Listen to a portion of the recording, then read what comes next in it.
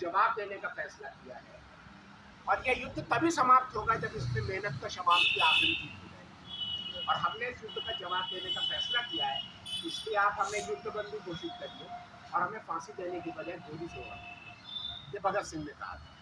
आज अगर आप देखें तो जब पूंजीपति के लिए संसाधनों पर कब्जा करना होता है तो सरकार बंदूकधारी सिपाही भेजती है। वो युद्ध है। जो भगत सिंह कह रहे हैं वो युद्ध जारी है। भारत की जनता के खिलाफ भारतीय राज्य का, भारत की सरकार का युद्ध जारी है।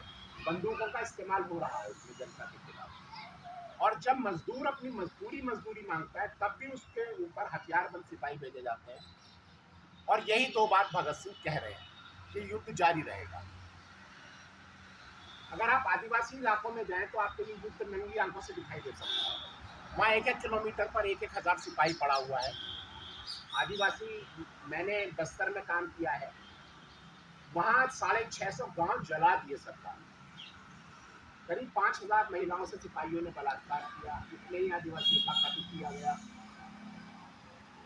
एक मामले में जिसमें 2 साल के बच्चे का हाथ काट दिया था पुलिस ने, इसकी मां के सर में चाकू मार दिया था। जब वो तड़प रही थी तो उसकी लाश के साथ सामूहिक बलात्कार किया सिपाहियों ने। वो मामला लेके जब मैं सुप्रीम कोर्ट गया तो 13 साल के बाद सन 22 में 2 साल पहले सुप्रीम कोर्ट ने मेरे ऊपर 5 लाख जुर्माना लगा दिया। तो मैंने कहा इंसाफ मांगना अगर जुर्म है तो ये जुर्म तो हम बार बार करेंगे, तो हमें महात्मा गांधी ने सिखाया है। और मैंने सुप्रीम कोर्ट से कहा मैं आपको ये जुर्माना नहीं दूंगा, आप मुझे जेल में डाल दो। और मैंने आज तक नहीं किया।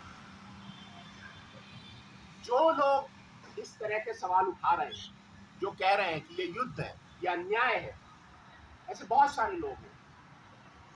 सरकार उनको आतंकवादी कहती है, विकास विरोधी कहती है, माओवादी कहती है, अर्बन नक्सल कहती है, विदेशी एजेंट कहती है, और उनको झूठे केसों में जेलों में डाल देती है। अगर मैं बात करूं कि कौन कौन लोग आज जेलों में हैं, तो एक कानून आया था CANRC का, जो गैर संवैधानिक था, जिसमें नागरिकता के प्रश्न को धर्म के आधार पर तय करने का प्रस्ताव है। इसमें कहा गया है कि मुसलमानों के अलावा बाकी सबको नागरिकता दे दी जाएगी। जब उसका विरोध किया, खासतौर से मुस्लिम महिलाओं ने बहुत शानदार विरोध किया, और शानदार आंदोलन हुआ, शाहीन बाग आंदोलन। तो उसमें जो युवा छात्र थे, लड़के लड़कियां दोनों, चाहे उसमें बहुत सारे नौजवानों को जेलों में डाला गया। आज भी उमर खालिद, खालिद सैफी, मीरान हैदर, शर्फिल इमाम, मुनशिफा फातिमा सहित बहुत सारे नौजवान आज भी जेलों में पड़े हुए हैं। इसी तरीके से जब गुजरात में IPS ऑफिसर IG रह चुके थे जो संजीव भट्ट, उन्होंने ये कहा कि गुजरात का हिंदुओं का गुस्सा निकलने दो, तो ये शामिल है इस घटना में, तो उनको बर्खास्त कर दिया गया और उनको जेल में डाल दिया गया। अभी उनको राजकोट जेल में डाल दिया गया, जहां वो वाले कैदी भी बंद है जिनको संजीव भट्ट ने जेल में डाला था। यानी संजीव भट्ट की हत्या हो जाए इसलिए उनको उनके दुश्मनों के बीच में डाल दिया गया है। इसी तरीके से छत्तीसगढ़, झारखंड में रुकेश कुमार सिंह पत्रकार हैं, जेल में पड़े हुए हैं। छत्तीसगढ़ में नौजवानों को, आदिवासी नौजवानों को लगातार जेलों में डाला हुआ है। मैं कुछ नाम लेना चाहूँ तो उसमें सुनीता पोटाम है, युवा लड़की है, आदिवासी लड़की, सुजू टेकाम है, बहुत सारे नौजवान हैं जो जेलों में पड़े हुए हैं। भीमा कोरेगांव मामला जहाँ मैं जा रहा हूँ, तलोजा जेल, जहाँ भीमा कोरेगांव मामले में जेलों में बंद है, और वो ऐसे लोग बंद हैं जो कोई EPW का संपादक रहा है, गौतम नवलखा, जहाँ हाईकोर्ट, छत्तीसगढ़ हाईकोर्ट में जिनको जज का पद ऑफर हुआ था, सुधा भारद्वाज, जो मजदूर ने सामाजिक कार्यकर्ता और मजदूरों के लिए काम करने वाली, और अमेरिका में पैदा हुई और छत्तीसगढ़ में काम कर रही थी, उनको जेल में डाल दिया गया।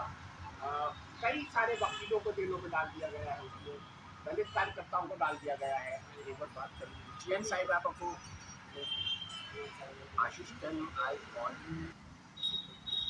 जी, तो भीमा कोरेगांव ये जो सामाजिक कार्यकर्ता है, ये चूंकि आदिवासियों का संसाधनों को लूटने का और उनके मानवाधिकारों के हनन के मुद्दे उठाते थे, इन सभी 16 सामाजिक कार्यकर्ताओं को जेल में डाल दिया गया और इल्ज़ाम लगाया गया कि ये मोदी को मारना चाहते हैं। उसमें 84 साल के हमारा स्टैंड स्वामी जिनको पार्किंसन का हाथ कांपते थे, पानी भी नहीं पी सकते थे, वो मर गए जेल में। सभी करीब 50-60 साल से ऊपर के लोग हैं, उनके ऊपर इल्ज़ाम लगा करके मोदी को मारना चाहते जेल में डाला हुआ है।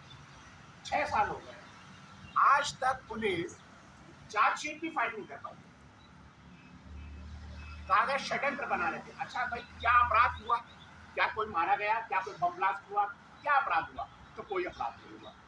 तो जब अपराध नहीं हुआ तो षड्यंत्र किस चीज का बना रहे थे? कॉन्स्पिरेसी किस चीज की? तो पुलिस के पास कोई सबूत नहीं है, कोई चार्ज नहीं है, कोई आरोपी नहीं है, तो 6 साल से बिना किसी चार्जशीट के उनको डाला हुआ है। और सुप्रीम कोर्ट या हाई कोर्ट उनको कोई जमानत नहीं। तो ये भयानक अन्याय की स्थिति है। एक तरफ तो आप लोगों के संसाधनों को छीनने के लिए उन पर फौजी हमला कर रहे हैं, उनके घर जला दें, गांव जला दें, उनकी महिलाओं से बलात्कार करें, बच्चों को पत्थरों पर पटक कर मारे, बच्चों के हाथ काट दें। और जब सामाजिक कार्यकर्ता कहे कि ऐसा मत करो तो आप उनको आतंकवादी कह के जेलों में डाल दें और फिर सुप्रीम कोर्ट सुने भी ना। ये जो अन्याय की स्थिति है, ये कल्पना ना भगत सिंह ने की हो, ना गांधी ने की हो, ना अम्बेडकर साहब ने की। और क्या हमें ये देश और ये अन्याय, इस तरह की स्थिति कबूल है? और अगर नहीं कबूल है तो हम इसको कैसे बदलें? मुझे लगता है कि मेरे पास कोई संस्था नहीं, संगठन नहीं, पैसा नहीं, लेकिन मेरा जिस्म है, जिस जिस्म के आधार पर मैं अन्याय का विरोध कर सकता हूँ। तो मैंने तय किया कि मैं साइकिल उठाऊंगा, निकलूंगा, नौजवानों से बात करूंगा और उनको बताऊंगा कि जो अन्याय है इसको अगर तुम नहीं बदलोगे तो ऐसे माहौल में तुम बड़े होगे तो चारों तरफ अन्याय फैला हुआ होगा, न तुम चैन से जी पाओगे और ना तुम्हारे आने वाली संतानें जी पाएंगी। जिस देश का आधार न्याय नहीं होता वो देश यातना गृह बन जाता है। तो इस समय देश यातना गृह बना हुआ है।